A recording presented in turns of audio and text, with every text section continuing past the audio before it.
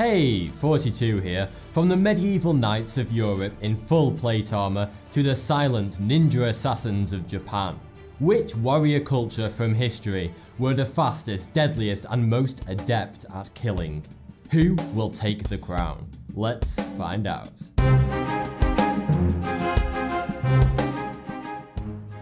First up is the ancient Mexican civilization of the Aztecs. War was such an integral part of Aztec culture that when a new Aztec leader was elected, it was expected of him to immediately wage a military campaign against an enemy tribe to prove his worth. When Aztecs attacked an enemy, they had two goals. Firstly, to take their land and make it theirs, and secondly, to take prisoners so they could sacrifice them to the gods, making the Aztec warriors a force to be feared. Because unlike most fighting forces that will give you a clean death, the Aztecs were a lot more brutish when it came to disposing of their enemies. Prisoners of war would often be strangled or stoned to death during religious ceremonies. They were masters of fear and intimidation. In fact, they designed a special musical instrument that had the sole purpose of intimidating the enemy before a battle. It was called the Aztec death whistle, and it was in the shape of a skull. It produced a truly horrific sound. This is the noise it made when you blew into it.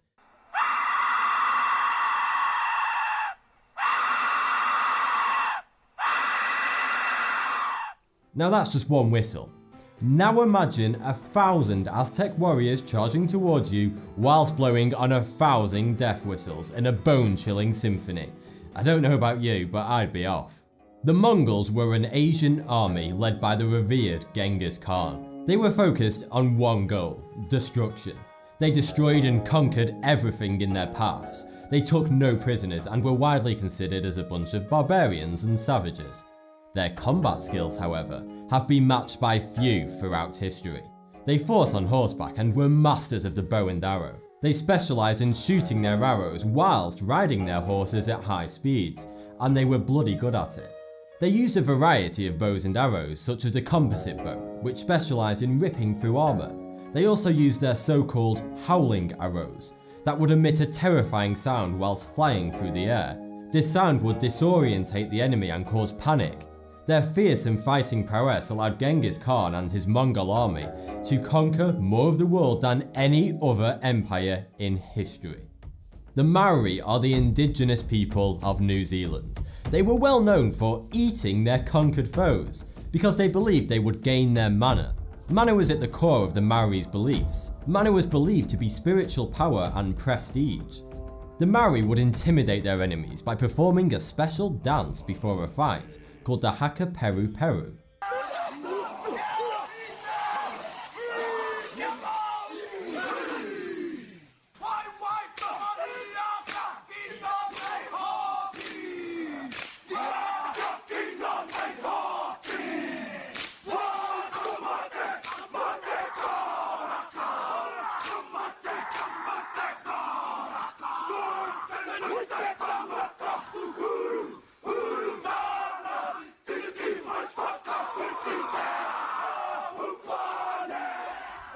The same dance is still performed today by New Zealand's official rugby team, the All Blacks, before every game to intimidate their opponents.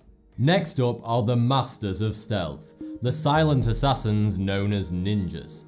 They started out as humble farmers, but unsatisfied with the way that they were being treated by the samurai military, they trained rigorously in the shadows to become silent, deadly killers, and rose up against the samurai, but being poor farmers, they couldn't defeat the samurai in open combat because, unlike the samurai, they had no armor. So they devised ways to be unseen and kill the samurai when they least expected it, in the most underhanded and devious ways. They were known for their superior ability to kill and then disappear in seconds. Owning weapons was illegal in Japan for anyone except the samurai military. So ninjas had to fashion their weapons out of simple farming tools, such as the sickle, which they turned into the deadly kasurigama. They also used a short sword called a ninjato, similar to a katana but shorter. The ninjato was lightweight and fast. They also had an arsenal of long-range weapons such as the poisonous blowgun, the deadly shuriken or ninja star. as well as black eggs, which were eggshells painted black and then filled with ground up shards of glass. Their purpose was to blind and disorientate the enemy. Ninjas would throw them into their opponent's faces, blinding them and causing agonizing pain. Next up is the Persian Immortals. They served as the Imperial Guard for the Persian Empire. The Immortals were a group of heavy infantry that stood 10,000 strong. They got their name because they never seemed to die. Every time an Immortal died, fell ill, was injured or died in battle, they were instantly replaced by another reserve Immortal. So there was always exactly 10,000. Also, if an Immortal died during combat, their body would be immediately pulled from the battlefield by the other Immortals and replaced by a new Immortal from the reserves. This was done to maintain the impression that they were unkillable, hence the name. They fought with shields and spears and also used a bow and arrow from afar. They weren't particularly skilled with the bow, but it didn't matter because they would overwhelm their enemies by firing thousands of arrows all in unison, leaving the enemy with nowhere to hide. Next up is the very foundation of the Roman army, the Roman Legion. They were the infantry that helped to conquer and create the most powerful empire in the history of the world, the Roman Empire. The Roman Empire was large and wealthy, and the Roman Legion therefore had the best armour, swords, shields and spears that money could buy. They went to the effort of covering themselves in all that nice armour, and then they wore sandals? Seriously? But sandals aside, they were masters of the shield and spear combination. But what made the Roman Legion and subsequently the Roman Empire so successful was the fact that they were constantly adapting. As soon as they found fighting practices and techniques that were better than their own, they would instantly abandon their old ways in favour of the new techniques. This enabled them to always stay ahead of their enemies and hold the Roman Empire for over 500 years. In training, they would focus on mastering the thrust of the sword, or spear, instead of the slash. The thrust was far more lethal when facing armoured opponents, and meant the Roman Legion had higher kill rates than their enemies during battles. Next up is a fearless band of warriors bound by honour and duty. Of course, I'm talking about the samurai. They mastered the sharpest sword that has ever been forged, the legendary, the deadly katana. The katana could easily slice a man in half in the right hands. Samurai were highly trained and incredibly disciplined killing machines. They led their lives by the code of Bushido, meaning the way of the warrior. But by far what made the samurai so unbelievably deadly was that they weren't afraid to give their lives for their masters. They were trained to believe that before all things, a samurai should constantly keep in the forefront of his mind a simple, inevitable truth: that they had to die. And if they didn't achieve their goals, or their master's goals, before dying, it was considered cowardly. Because of these beliefs, if a samurai failed in battle, they would commit ritual suicide. Often voluntarily, but sometimes as a punishment from their masters. This ritual suicide was known as seppuku, and involved a samurai stabbing himself in the stomach with a short sword, then dragging the blade to the left or right to slice open his abdomen and disembowel himself. That's pretty darn gruesome, and it meant only those with the strongest minds would become samurai warriors. This absence of fear of death made the samurai the most fearless warriors that ever lived. Next up, the most feared fighting force in Europe between the 8th and 11th centuries, the Vikings. Barbaric in nature, their attacks were fast and brutal. They effortlessly mowed down everyone who dared get in their way. They raided and pillaged across almost all of Europe, often grabbing what riches they could before returning to their homeland of Scandinavia. The battle axe was the weapon of choice for these Nordic brutes, who were often large in size, making them easily able to overpower their skinny little southwestern European counterparts. However, the rumours that they had horns on their helmets and they drank out of the skulls of their enemies are complete myths. They were actually gentle giants. No, just kidding, they were violent savages. Even their religion was centered around war, and they believed that when a Viking died, they would go to Valhalla, where they would prepare for an enormous battle called Ragnarok. But they did do some good for Europe. They were exceptionally good at trading with the rest of Europe, so we also have a lot to thank them for. Next up is the medieval knight, a fully clad, battle-hardened warrior that was a force to be reckoned with.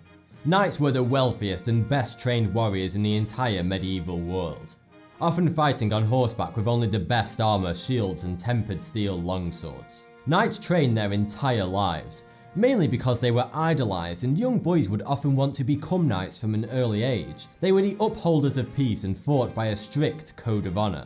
All knights had to swear by the Knight's Code of Chivalry, which included lines such as, to protect the weak and defenceless, to fight for the welfare of all, and never to refuse a challenge from an equal. That's right, knights were bound by law to always accept a duel, even if they happened to be in the middle of taking a bath or some other equally uncompromising situation. For this reason, they had trusty squires who would always be by their side to have their armour, sword and shield handy. And lastly are arguably the most skilled fighters to ever grace the ancient world, the legendary Spartans. Spartans underwent brutal training their entire lives. At the tender age of 7, Spartan boys were ripped from their family home and began the agoge, the state-sponsored training program. The agoge was utterly relentless and violent, which prepared them for real-life combat situations. Unlike almost every other warrior in history, Spartans had no professions to distract them from training. They were not smiths, bakers or candlestick makers. They were one thing and one thing only: elite fighting machines, trained to kill and not to be killed. When a child was born in Sparta, the mother would instantly bathe it in wine to ensure it was strong. If the child was weak, it would die soon after. Later, the elders would inspect the baby. If it was found to be deformed in any way, the poor thing was thrown from the top of a cliff into a chasm. This horrifically brutal treatment produced the greatest legion of close combat fighters the world has ever seen. They specialised in 3 main weapons: the spear, which could kill a man several feet away with a single thrust, also the short sword, and finally the most important part of their arsenal, the round Spartan shield, which was used just as much offensively as it was defensively. A Spartan was covered in bronze from head to toe. They were like tanks that could stab things. The Spartans are best known for their heroic performance at the Battle of Thermopylae in 480 BC, when just 300 Spartans, led by King Leonidas of Sparta, fought off 150,000 Persian soldiers for 3 days straight. The Spartans eventually lost the fight, but their display of courage, resilience and amazing fighting ability against an army that so greatly outnumbered their own has never been matched in all of history. For goodness sake, there were 500 Persians for each Spartan, and they lasted 3 days. That's pretty damn impressive. The Spartans had a powerful saying that their wives would tell them before leaving for battle: come back with your shield or on top of it. Which meant, don't come back unless you are victorious. Thanks for the view, subscribe for more 42.